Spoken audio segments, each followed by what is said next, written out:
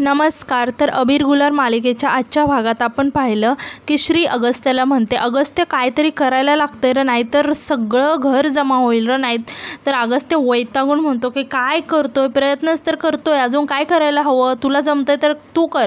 तितक्यात बाहेरून कोणीतरी दरवाजा उघडतं. त्यावर अगस्त्य घाबरून म्हणतो की आई.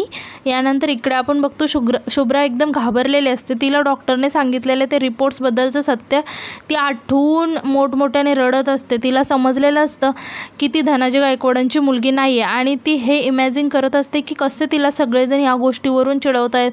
मिली म्हणते तू धनाजी गायकवाडांची मुलगी नाही आहेस, तुला शुभ्रा मॅडम म्हणणार नाही आहे तर तू शुभ्रा आहेस. तर श्रीसुद्धा म्हणते की मी तुला हाकलून नाही देणार घरातून. हे सगळं आठवून शुभ्रा चांगलीच घाबरलेली असते आणि रडत असते. इकडे आपल्याला बघायला मिळतं सुलक्षणा ताई अगस्त्याला विचारतात, अरे अगस्त्य तू इथे काय करतोय शुभ्राच्या रूममध्ये. इकडे श्री कपाटाच्या मागे जाऊन लपलेले असते. अगस्त्य आणि श्री चांगलेच घाबरलेले असतात. अगस्त्य म्हणतो, अगं काय नाही, थोडं काम होतं ना म्हणून मी शुभ्राच्या रूममध्ये आलेलो.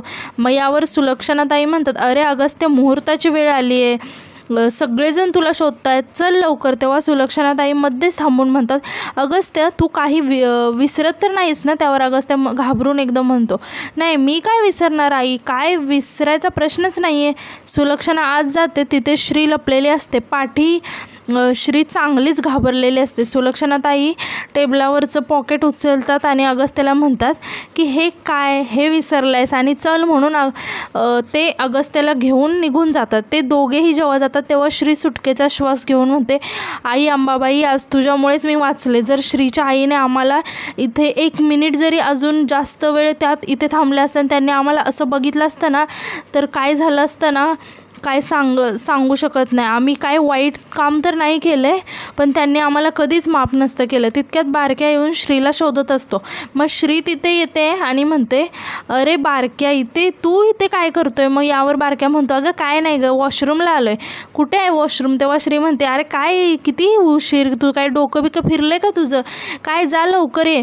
मग बारक्याचं लक्ष तिथे खाली पडलेलं अंगठीवरती जातं. बारक्या ती अंगठी उचलतो आणि खिशात ठेवतो आणि म्हणतो, काही झालं तरी मी माझ्या राम सीतेला वेगळं होऊ देणार नाही. श्री अगस्त्याला एकत्र आणण्यासाठी मी काहीही करेल. यानंतर आपण पाहतो शुभ्रा चांगलीच घाबरलेली असते आणि त्या रिपोर्ट्सवर पाय देऊन रागाने म्हणत असते, नाही नाही असं नाही होऊ शकत, मी गायकवाडांची मुलगी आहे, हे काहीही झालं तरी हे सगळी संपत्ती माझीच आहे.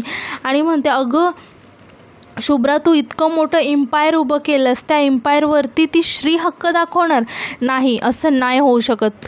काही झालं तरी मी माझा हक्क कुणालाही नाही देणार. शुभ्रा तू ठरवलं आहेस तसंच तुला करायचं आहे, तुझा प्लॅननुसारच तुला सगळं करावं लागेल. तुला हा किनारा गाठायचा आहे ना तर तुला श्रीला पाण्यात डुबवावंच लागेल. श्री मिस्टर गायकवाडांची मुलगी आहे हे सत्य कुणालाच कळता कामा नये. आणि समजा उद्या त्यांना कळालं तर त्यांनी श्रीला त्यांची मुलगी मानली तर नाही शुभ्रा नाही, असं नाही होऊ शकत. असं म्हणून शुभ्रा घाबरून गेलेली असते आणि रडत असते आणि म्हणते श्रीला या सगळ्यांपासून लांब ठेवावंच लागेल. तितक्यात आपण पाहतो मिली ही दरवाजाला कान लावून काहीतरी ऐकत असते. तितक्यात तिथे श्री येते आणि म्हणते, मिली. तर मिली श्रीला बघून घाबरते आणि म्हणते की श्री तू इथे. श्री म्हणते, हो तुम्ही काय करताय पण असं चोरून काय ऐकताय. यावर मिली सावरासावरीचं उत्तर देऊन म्हणते, अगं काय नाही, मी शुभ्रा मॅडमला शोधत होती. श्री म्हणते, हे असं. मग मिली म्हणते की अगं दरवाजा बंद आहे ना, मग आतून आवाज येतोय का ते बघते. येतोय आवाज आतून, बहुतेक शुभ्रा मॅडम आतच आहेत. श्री म्हणते, शुभ्रा मॅडम माझ्या रूममध्ये आहेत. मिली म्हणते, हो ना. श्री तू जाऊन त्यांच्याशी बोल ना, का उशीर लागतोय ते. तशी तू त्यांची फेवरेट आहेस ना. इकडे शुभ्रा ते रिपोर्ट्स फाडून टाकते आणि म्हणते, मी डिझर्व करत असलेल्या गोष्टी ही मुलगी घेऊन जाणार नाही, पण ही आता रस्त्यावरची नाही राहिली, ती तर आता या घराची.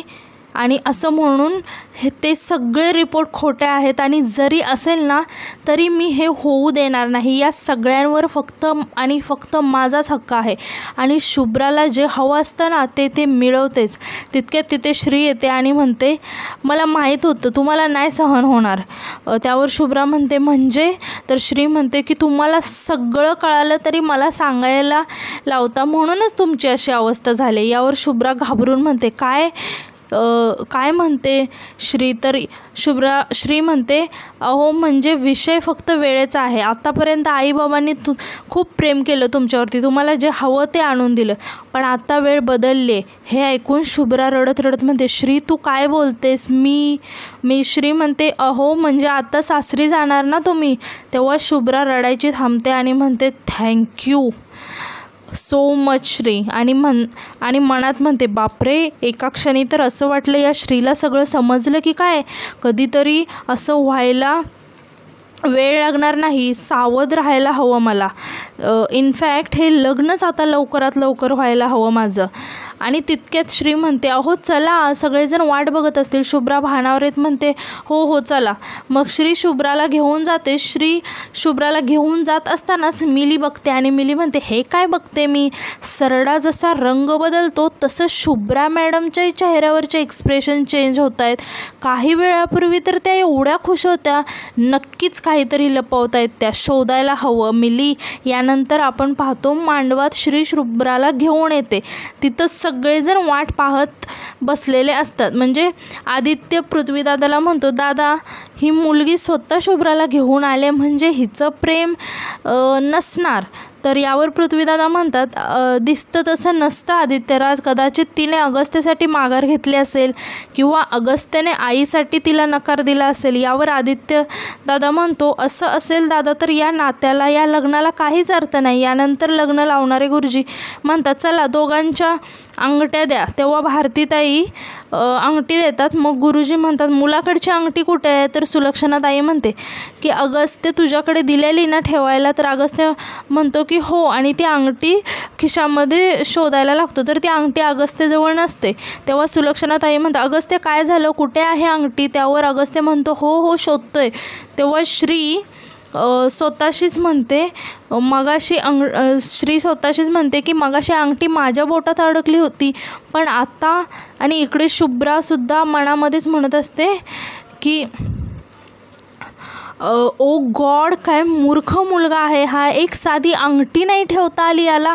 आधीच माझी सगळी स्वप्न स्पॉईल होत आहेत असं वाटतं आणि त्यात याने अंगठी पण हरवली. माझी एंगेजमेंट तर कॅन्सल होणार नाही ना. तितक्यात आपण पाहतो श्री तिथून जायला निघते. तितक्यात सुलक्षणाताई तिचा हात धरून तिला म्हणतात कुठे चालली आहे? अंगठी शोधायला. कुठे आहे अंगठी? त्यावर श्री म्हणते अंगठी मला कशी माहीत, मला नाही माहीत. सुलक्षणाताई म्हणतात आम्हाला माहीत आहे, अंगठी तूच घेतली आहे, खोटं बोलू नकोस. त्यावर धनंजय गायकवाड म्हणतात अहो सुलक्षणाताई काय बोलताय तुम्ही?